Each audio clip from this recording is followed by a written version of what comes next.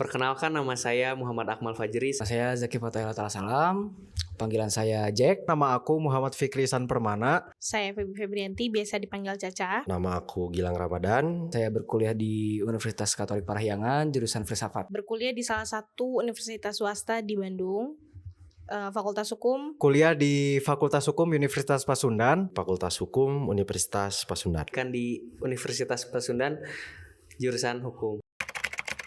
Kebetulan kemarin tuh sempat mau mengikuti jejak ayah sebagai seorang anggota Polri, tapi tidak memungkinkan karena saya ada beberapa kekurangan lah yang tidak bisa mendaftar ke Polri. Sehingga ayah menyarankan ke Fakultas Hukum ini karena bisa lebih baik katanya nasibnya. Dan karena ayah juga sudah mengalami lah di Polri itu seperti apa gitu. Jadi ayah aku juga inginnya aku ini lebih baik dan lebih pemikirannya lebih di atas lah. Gitu. Alasan saya waktu itu sempat dibawa sama salah satu kakak saya untuk ke korban pelecehan. Waktu itu akses hukum untuk orang-orang desa ini belum terlalu tergapai karena kebetulan banyak yang masih belum pakai sosmed. Jadi waktu itu karena kebetulan korban ini dari orang yang tidak berada dan bayar pengacara kan mahal. Nah untuk LBH ini mereka belum tahu gitu. Jadi waktu itu dibantu untuk akses ke sana oleh kakakku dan aku memutuskan untuk ngambil kuliah hukum itu salah satunya karena itu. Keputusan ngambil jurusan hukum yang pertama sebetulnya karena dari SMA agak orang suka belajar matematika dan juga memang pengen coba belajar bagaimana kebijakan pemerintah. Saya ngambil hukum sebenarnya ada dua. Saya mau ngambil jurusan tuh antara hukum sama FISIP. Kenapa antara hukum sama FISIP? Karena emang dua jurusan itu doang yang gak ada matematikanya. Soalnya saya sebelumnya menempuh pendidikan di Trisakti di Jakarta, ngambil manajemen. Dulu SMA mikirnya manajemen memanage orang doang. Ternyata banyak akuntansi, matematika, statistika. Akhirnya memutuskan untuk pindah lah ke Unpas ini dengan jurusan hukum. Sebenarnya kalau FISIP tuh terlalu luas setelah lulusnya. Jadi bisa kemana-mana kan. Kalau hukum ini penjurusannya lebih jelas. Jadi ya udah ke hukum aja. Terus kenapa di Unpas? Soalnya waktu itu daftar ke Unsika kan nyobain. Di Unsika ada maksimal lulusnya gak boleh lebih dari 2 tahun setelah lulus. Begitupun di Unisba kan. Nyobain juga di antara di Unisba, Unsika, Unpar sama Unpas. Yang cocok Unpas. Soalnya Unpar kemahalan. Filsafat itu menurut saya mampu memberikan atau menawarkan sebuah perspektif yang jarang orang ulik. Begitu kira-kira. Sejak zaman COVID berarti kelas 1 SMA. Kelas 1 SMA saya gak sengaja nonton ILC pada saat itu. Ngelihat Rocky Gerung di mana dia mampu menawarkan sebuah perspektif berbeda lah dari Pancasila. Nah itulah saya mulai ngelihat bahwa filsafat ini dia memang membedah total semua perspektif yang ada terkait Pancasila. Kebetulan karena saya kuliah di Fakultas Hukum dan saya jujur saya tuh orangnya introvert Bang tadinya. Nah karena saya kuliah di Fakultas Hukum ini kan mau tidak mau mahasiswa hukum itu pasti dipaksa untuk berbicara. Maupun itu debat atau saat menjadi pengacara atau apapun itulah. Pasti dipaksa berbicara karena saya ingin bisa berbicara lah. Yang aku harapkan adalah pengalaman-pengalaman baru yang belum aku dapatkan di masa SMA. Mungkin kalau untuk masalah sibuk, di SMA aku pun aku merasa tiap hari ada aja kegiatan. Tapi kalau misalkan untuk di perkuliahan aku berharap ada pengalaman baru, ada ilmu baru, ilmu yang lebih luas, lebih dalam, lebih spesifik. Dan kegiatan-kegiatan yang dulu waktu SMA gak bisa aku lakuin. Yang saya harapkan sebetulnya mendapatkan banyak referensi kehukuman dari teman-teman dan bahkan pengennya berekspektasi bisa berdiskusi dengan dosen. untuk sharing keilmuan, bahkan sharing gimana sih mahasiswa, gimana sih perasaan jadi dosen gitu. Pengennya sebetulnya belajarnya nggak terlalu kaku, karena kalau sekarang kan kebanyakan dosen-dosen bahkan teman-teman yang lain agak kurang suka pelajaran yang terlalu satu arah gitu. Kita nggak diberi waktu, bahkan nggak diberi kesempatan untuk berdiskusi, bahkan menyampaikan perspektif gitu di ruang-ruang kelas seperti itu. Pertama pasti ilmu, yang bang, ilmu, lalu juga kemudian relasi, dan yang terakhir mental, bang. Karena saya merasa kehidupan sesungguhnya itu bukan ada di kampus, tapi yang ada di luar kampus. Jadi masa perkuliahan ini bisa dibilang masa persiapan untuk memasuki dunia nyata, gitu. Sebenarnya kuliah ini bisa dibilang ini ya, disuruh orang tua untuk minimal tuh sekarang mah jadi orang teh harus minimal S1. Nah ya kita melakukan kewajiban lah yang oleh tuntutan orang tua itu. Kalau menjalani perkuliahan, kalau disebutkan capek sih, karena tadi belajarnya padat lah, bisa dibilang bisa satu hari itu sampai 3 matkul sampai 4 matkul, nggak ada waktu buat main lah, karena tadi siklus perkuliahan yang memang dari masa SMA sampai kuliah itu agak berbeda, entah itu dari kebiasaan, bahkan nongkrongnya pun beda, agak menjadi satu tamparan keras sih buat aku sendiri, karena melihat kalau perkuliahan ini kita nggak hanya belajarnya di ruang-ruang kelas, kita bisa bertemu teman-teman yang lain, berdiskusi di kantin, bahkan berdiskusi ketika nongkrong.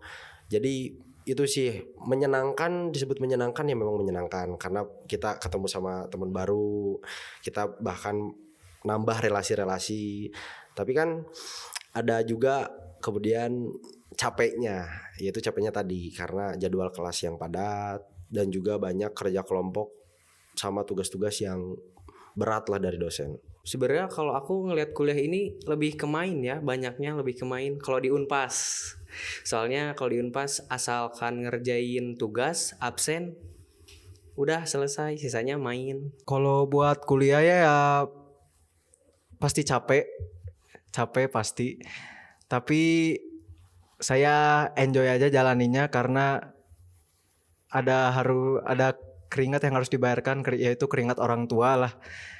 Orang tua sudah kerja capek-capek, udah mengeluarkan biaya untuk kuliah. Saya mau tidak mau harus kuliah.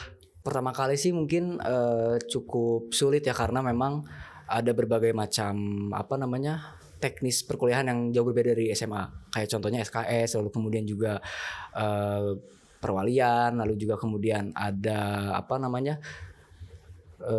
skripsi. Itu kan sebuah proses yang sangat jauh berbeda dengan yang ada di SMA. Jadi mungkin perbedaannya dari segi teknis aja sih bang. Dunia perkuliahan yang dulu aku anggap lebih santai dari SMA, karena waktu SMA ini aku full day dan tiap malamnya selalu ada kegiatan karena kebetulan aku boarding. Ternyata perkuliahan nggak seringan dan semudah kayak diceritakan sama orang-orang. Ada fase semester yang ngebuat stres, ada fase semester yang ngebuat tiap hari ada aja yang dinangisin gitu. Kayak beda dari ekspektasi aja. Dosen-dosen yang kadang sulit ditemui, tugas-tugas yang gak make sense. Kadang seharusnya tugas ini bisa dilakuin 3 minggu, tapi dosen neken untuk 2 minggu, sedangkan kita diminta untuk ke instansi atau orang-orang terkait yang emang sebetulnya beliau-beliau ini sibuk gitu. Instansi ini sulit untuk ditembus, tapi dosen nekenin gimana caranya 2 minggu ini harus clear. Sedangkan untuk laporan aja kadang bukan berbentuk makalah biasa gitu. Dan kadang ada birokrat kampus yang emang susah ditemui, kayak misalkan susah ditemui atau susah dihubungi gitu. Kayak misalkan kayak bagian akademika atau bagian perkuliahan atau bagian-bagian yang lain gitu. Ada aja kalau kebanyakan main jadi keteteran kuliahnya. Jadi absen kan maksimal 3, jadi di akhir-akhir ini harus fokus gitu, full kuliah gitu. Terus misalkan di perkuliahannya mah paling dosennya, kalau matkul sebenarnya gimana yang ngajar ya. Kalau dosennya ngajarnya enak juga pasti ke mahasiswanya juga enak. Kan kadang ada dosen yang kurang ngerti lah sama mahasiswa zaman sekarang. Kalau sistem perkuliahan ada sih yang dikeluhkan. Misal kayak gini, sepengalaman aku ketika aku masuk kelas, kadang sistem kalau di Unpas sendiri itu Edling nama aplikasinya. Nah, Edling ini kadang error. Misalnya kita masuk kelas, tiba-tiba di absen kehadiran di website itu tidak hadir. Makanya itu sebetulnya yang menjadi banyak keluhan mahasiswa. Ditambah juga kalau dalam sistem belajarnya ya tadi yang aku sebutkan bahwa terkadang dosen dalam proses belajarnya hanya satu arah, tidak kemudian diberikan kesempatan untuk mahasiswa berpendapat. Tapi ada beberapa dosen juga yang memang metode belajarnya berbeda begitu. Cuman kebanyakan sekarang terlalu kaku dalam belajar gitu. Aku merasanya begitu karena kurang masuk juga sih kalau memang dosen ngejelasin terus misalnya. Saya sebagai mahasiswa merasanya jadi ngantuk gitu. Kan metode belajar sebetulnya banyak. Nah, cuman per hari ini dosen agak kurang bisa fleksibel lah dalam melakukan pembelajaran gitu. Keluhan sih lebih ke arah budaya yang ada di dalam fakultas saya sebenarnya. Jadi budaya yang ada di dalam fakultas saya itu dia cenderung seperti katak dalam tempurung. Jadi di mana mahasiswa ini mungkin secara kemampuan hebat-hebat, cuman karena memang mereka tidak tidak bersaing di luar fakultasnya sehingga ya mereka mentok segitu. Nah itu sebuah budaya yang membuat saya cukup tidak nyaman. Mereka hanya mau bergulat di dalam forum filsafatnya doang. Padahal kan kalau kita berbicara mengenai keilmuan kan ada yang disebut dengan interdisipliner. Jadi mereka hanya mau anak-anak fakultas saya itu mereka hanya bergelut di filsafat doang. Padahal kan di luar situ ada mahasiswa hukum, ada mahasiswa bisnis. Nah cobalah kita berdiskusi lalu juga membedah suatu fenomena dari sisi filsafat maupun sisi bisnis maupun sisi hukum begitu kurang lebih, Bang. Kuliah yang padat, terus dosen yang nyebelin adalah dosen yang nyebelin kan gitu. Terus kadang deadline tugasnya mepet banget, jadi kayak kadang jarang tidur juga gitu kan buat ngejar deadline si tugas itu gitu. Bengong di Braga sih, Bang. Karena kan selain sibuk berkuliah juga saya sibuk berorganisasi. Ketika sudah berorganisasi itu kan artiannya personal kita melebur dengan organisasi itu sehingga tidak dapat dikatakan lagi saya menjadi saya. Nah makanya ketika saya bengong di Braga itu saya bisa kembali menjadi saya. Begitu sih, Bang. Bertemu teman-teman atau ngopi lah di luar bareng gitu kan. Terus menjalani hobi, kebetulan hobi saya kan di bidang otomotif. Jadi mungkin setiap pagi atau setiap malam bakal motoran sendiri aja gitu. Jadi buat nge-refresh otak lah biar lebih relax gitu. Paling menikmati me time, mungkin ngopi atau misalkan di kosan aja tapi nonton sambil minum kopi gitu. Karena kebetulan aku suka kopi americano atau cafe latte gitu.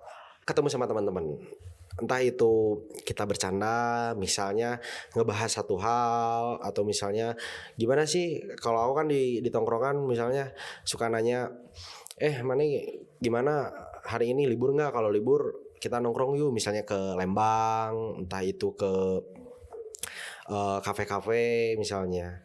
Ya kita di sana bercerita, sharing juga misalnya keluhan apa masing-masing misalnya. Entah itu kemudian dalam kegiatan belajar mengajar, entah itu ada permasalahan pribadi.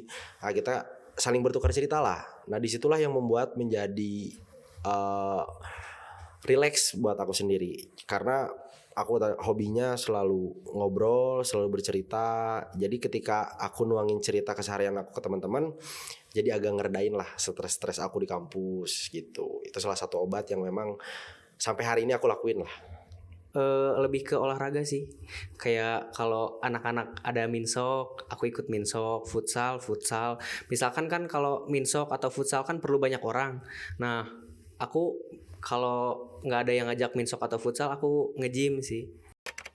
Aku memutuskan untuk ngambil profesi langsung karena sebetulnya aku ngejar umur orang tuaku dan umurku sendiri karena kebetulan SMA aku ini dulu programnya 4 tahun, jadi aku kepotong 1 tahun gitu. Kalau setelah lulus ada rencana buat lanjut di S2, cuman tergantung rezeki. Karena aku pengennya kalau S2 itu pasti semua teman-teman juga pengen kalau S2 itu dapat beasiswa.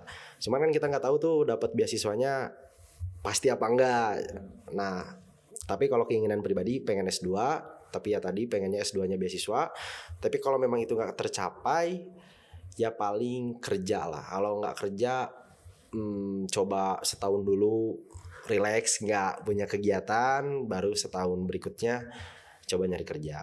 Setelah lulus kalau apa ya, cita-cita lah bisa dibilang, cita-citanya ingin jadi DPR Komisi 3. Saya mau lanjut S2 sih Bang, karena cita-cita saya itu buat jadi dosen. Mau jadi dosen. Jadi pasti setelah lulus S1, saya S2, lalu S3. Mungkin setelah lulus kuliah ini saya mau mencoba untuk tes kekejaksaan karena dari SMA sih lumayan cita-citanya mau ke kejaksaan lah, pengen tahu lah kayak ngurusin perkara dari polisi gitu. Jadi kan seandainya kalau dari jaksanya tidak di ACC, dari polisinya juga nggak bisa gitu. Oke, kawan-kawan Bandung yang ingin tahu kejadian-kejadian di Bandung, berita-berita di Bandung maupun luar Bandung, bisa follow dan subscribe Exos Bandung di TikTok, Instagram, dan YouTube. Terima kasih. Jangan lupa ya teman-teman. Jangan lupa ikutin Expos Bandung. Ya buat teman-teman jangan lupa Jangan lupa subscribe, like, komen, dan share ke teman-teman yang lain untuk bisa nonton video ini.